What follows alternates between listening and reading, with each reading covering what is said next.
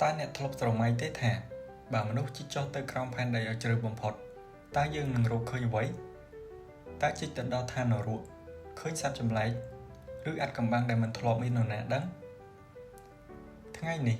យើងនឹងមកស្គាល់គម្រោងមួយដែលគេហៅថា Kola Super Deep Borehole ដែលជារន្ធជិះជ្រៅបំផុតក្នុងប្រវត្តិសាស្ត្ររបស់មនុស្សជាតិគម្រោងនេះបានចាប់ផ្ដើមនៅក្នុងឆ្នាំ1970ដោយសហភាពសូវៀតក្នុងឧបទ្វីបកូឡាប្រទេសរុស្ស៊ីគោលបំណងរបស់ពួកគេមិនមែនដើម្បីរកប្រេងឬមាសនោះទេប៉ុន្តែដើម្បីសិក្សាពីស្រទាប់ខាងក្នុងនៃសម្បកផែនដីនិងស្វែងយល់ពីប្រវត្តិភូមិសាស្ត្ររបស់ភពផែនដី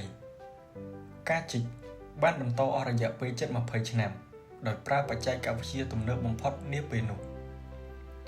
នៅឆ្នាំ1989ពួកគេបានជីកឈានដល់ជម្រៅ 12,262 ម៉ែត្រឬជាង12គីឡូម៉ែត្ររហូតមកដល់សប្តាហ៍ថ្ងៃវានៅតែជារន្ធដែលមនុស្សជីកបានជ្រៅបំផុតប៉ុន្តែបើប្រៀបធៀបទៅនឹងអង្កត់ផ្ចិតផែនដីដែលមានប្រហែល 12,742 គីឡូម៉ែត្រជម្រៅនេះ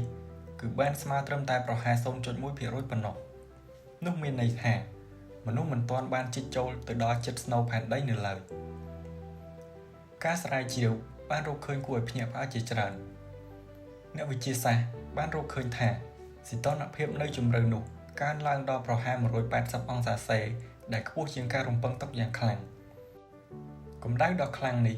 បានធ្វើឲ្យឧបករណ៍ជីកពិបាកដំណើរការហើយមិនអាចបន្តជីកចុះជ្រៅជាងនេះបានលើសពីនេះពួកគេក៏បានរកឃើញថ្មដែលមានអាយុកាលជាង 2000 លានឆ្នាំ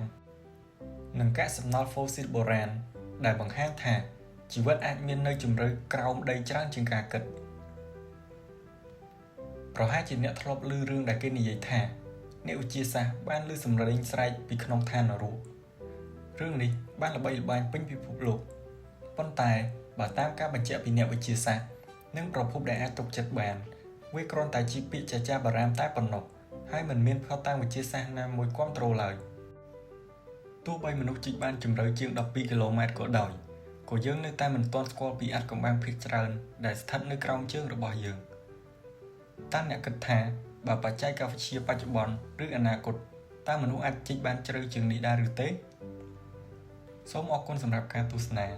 ហើយសូមកុំភ្លេចជួយចុច Subscribe ដើម្បីទទួលបានវីដេអូថ្មីៗអំពីអាថ៌កំបាំងនិងប្រវត្តិសាស្ត្រជុំវិញពិភពលោកសូមអរគុណ